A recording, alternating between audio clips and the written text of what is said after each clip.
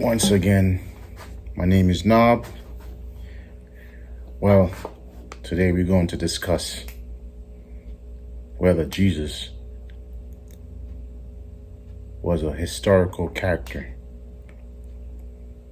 Well, let me first disclaim this. This video is mainly for people who either don't believe in Jesus or they have questions whether Jesus is real. They're not sure. I'll try to shed a little light on this topic in case you're not sure. Maybe I may help a little bit. But for all those who already believe in Jesus firmly, there's nothing anybody can say to you. You already see it with all your heart. You're already saved. You feel like you're going to heaven. This is not for you. So you can go and find another video that's talking about that Jesus is real. But this one is not for you. So I don't want to give you a heart attack and call me the devil, all these names. Because I'm saying that Jesus was not a historical guy. So that was my disclaimer. Now, for the rest of you who are still listening, I know a lot of you will say, well, this is a matter of opinion. You can't really prove that. This is you can choose to believe in it, or you can choose not to. It's a matter of opinion. Well, that's like saying, well, the sky being blue is a matter of opinion. Well, listen, there is also the truth. People can have opinions, but that doesn't take away the fact that the truth is the truth. So we talking about history right now when it comes to Jesus. I'm not trying to talk about my personal opinion. So now, whether Jesus was a historical guy, history has to back it up. But now, when you go into history, there is really no historical evidence about Jesus at all. No scholars back then, authentic scholars, historians wrote any book about, Jesus. Because let's analyze history. The only person that can speak about something that happened is the person that saw it, or they know somebody that saw it. Hopefully that person wasn't lying. For example, we know there was a president named Obama. So everybody who lived in the time of Obama can say, well, we did see him on TV. Now, if like 200 years from now, somebody want to talk about Obama, they will have to use whatever history the people in the time of Obama leave behind. You can't just wake up 200 years later and say, look, I'm going to speak about this guy, and you never saw him.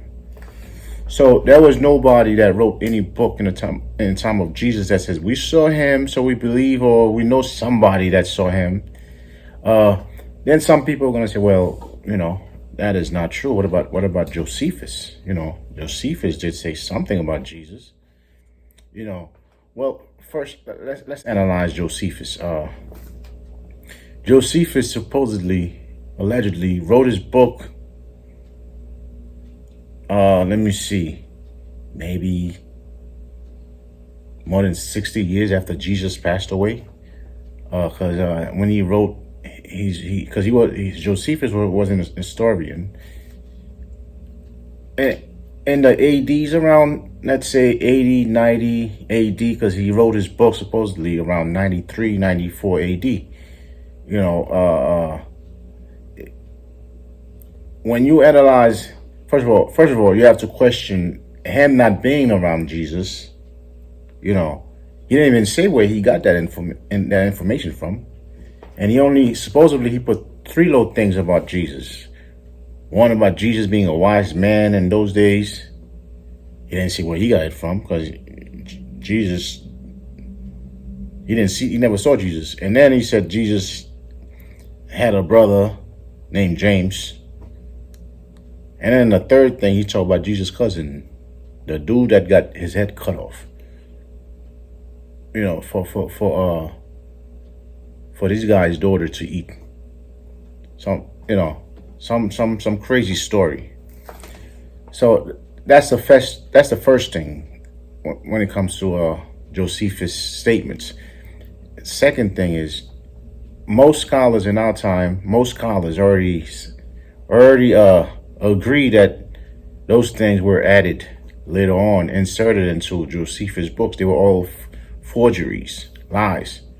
Most likely Christians who believe in their religion so firm and they have the power to just put things in a book, and because they had the power to do that, and then they did that. So Josephus is definitely not authentic. Josephus couldn't be used at all to prove Jesus' historicity, Jesus being there in history. The third thing, Josephus. Let's analyze Josephus. What reason would Josephus have to talk about Jesus? Josephus was a Jewish guy.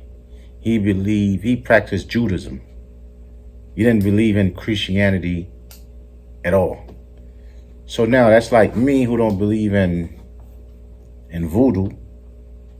Then I'm going to talk about some voodoo gods as if they really exist, when I don't even believe in it. So you wouldn't find that in my book, unless after I write that, I say, well, I don't believe in that. I don't believe in nothing, no spirit flying around and jump on people's head and start telling them stuff like the psychics do. That's all made up stuff. Or that's like me talking about Buddha, as if Buddha was a real character. Or me talking about Islam, as if Muhammad actually, a guy who was illiterate supposedly in the story, and then out of nowhere, he was able to just know the whole Bible in his head. Which is Bugs Bunny stuff. Because that's not how people learn things. You don't just wake up and just know everything. Because the Most High, who's a smart so-called God, he's not looking for lazy people who just miraculously just know stuff. No, you want to know stuff, you better go to school, you better learn. Go learn. There's no shortcut. The Most High doesn't believe in fictitious thing like this, and just let people just have it the easy way. He wants you to do the work, and then you get rewarded for the work.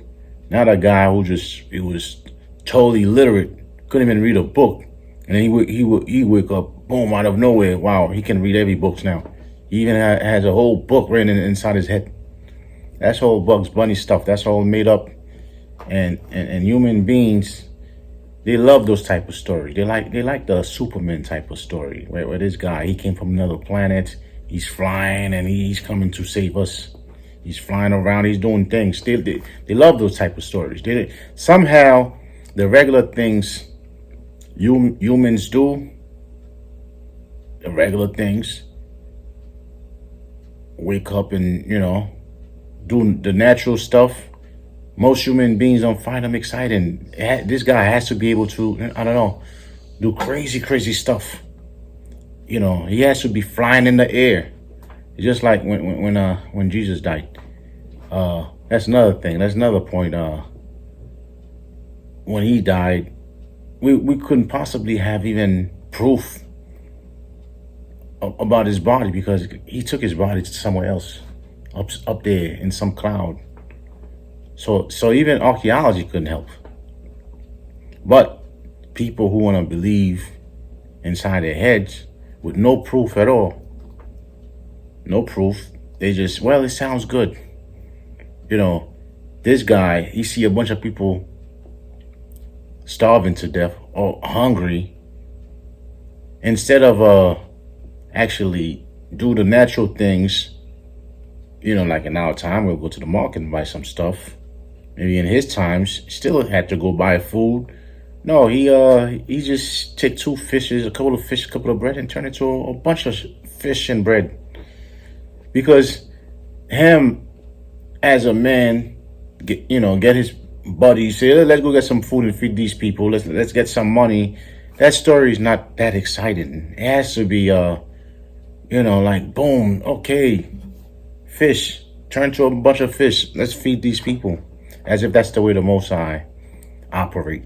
Most High shows you, you want food. You gotta grow a garden, grow something. You gotta plant, you gotta do the work. He's not coming here and just drop food, and no work. And even if he did drop something, it'll be him doing it. It wouldn't be no other dude just being born here. And then he just gonna let you use his power so you can look good. Because that's what the Jesus story is all about. It's Jesus somehow using the Most High's power to do things, take over and become the only son, the only begotten son, the favorite one. Well, not even the only one, the one that the Father loves. And for any of us to get some love, we have to come through him. That is a very narcissistic type of story. And when you even analyze the Bible, even when Moses, when he was in the wilderness, he was trying to use he by accident, by mistake, he used the Most High's power and said, "Oh, why do I have to always do things for you people?" The Most High didn't like that. When the people they were thirsty and they're asking for water, and the Most High told Moses, take that staff and hit the rock, and then water is gonna come out. And then he did this, and then water came out. And after that happened, the first thing he went to the people and said, should I always be the one to do things for you people? And the Most High got mad. Like, what? Moses, we who? You didn't do anything. It was me who did it. And because of this, he was punished. And that was just one time. He was punished not to even see the promised land. So imagine Jesus, saying all the things that he said, worse than what Moses said. Some guy he was just born, in a weird way, don't even have a father, that a physical father, right? The Most High put people here so we can do what we gotta do to have kids naturally. But this guy, he wasn't even born naturally. His mother just got pregnant, supposedly, according to some Christians, and some others say, nah, she got pregnant by Joseph.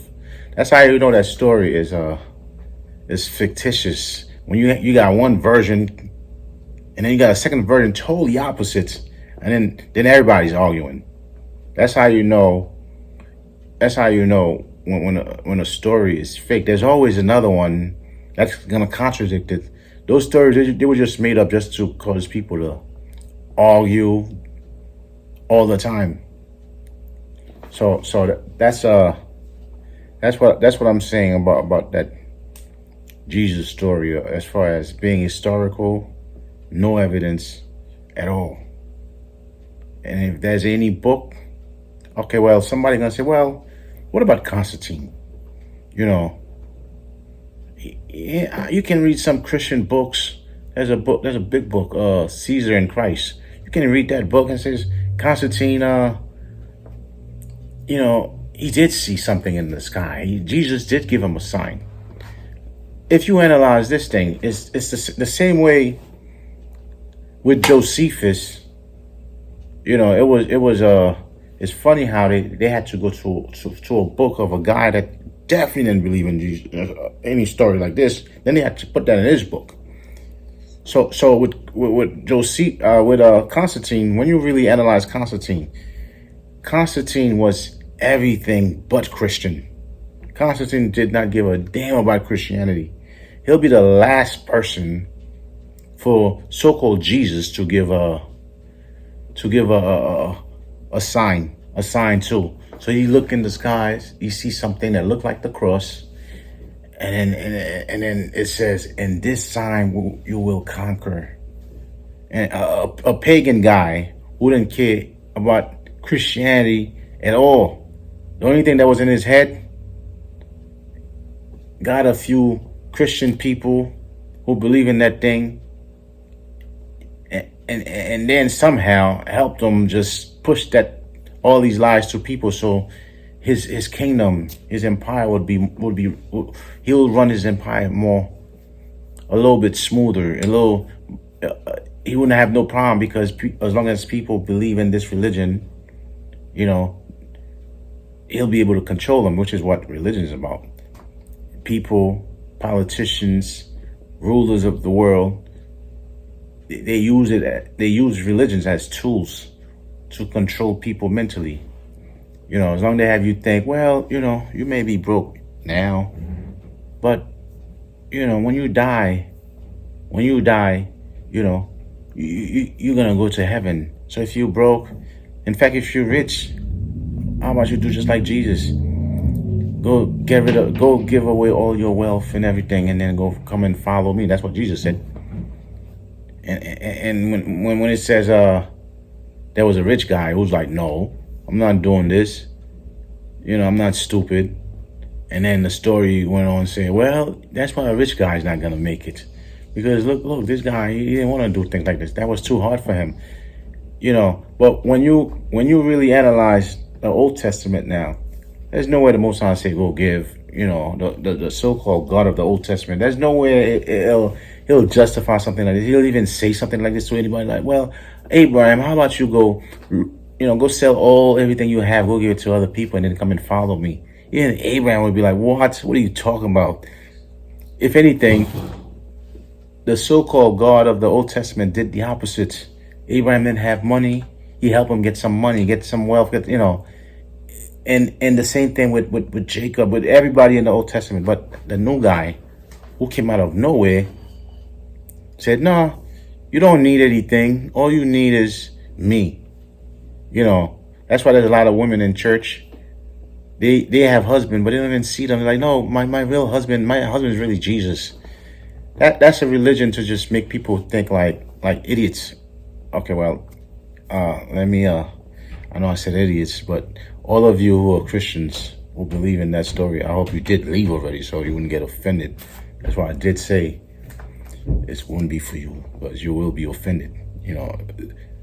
Occasionally words like idiots may come out, by accident, but you were not supposed to be here anyway. So this video is for those who somehow they think something is not right with this story. There's something weird going on here. This is not making sense.